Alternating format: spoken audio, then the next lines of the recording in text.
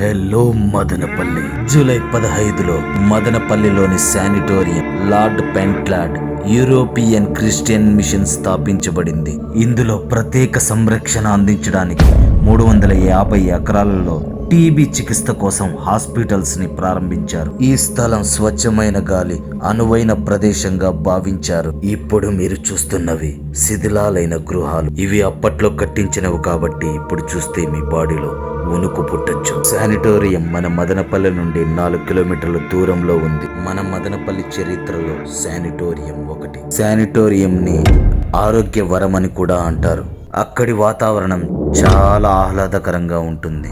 TB రోగులకు అనుకూలమైన వాతావరణం కలిగిన ప్రదేశం ఆరోగ్యవరం.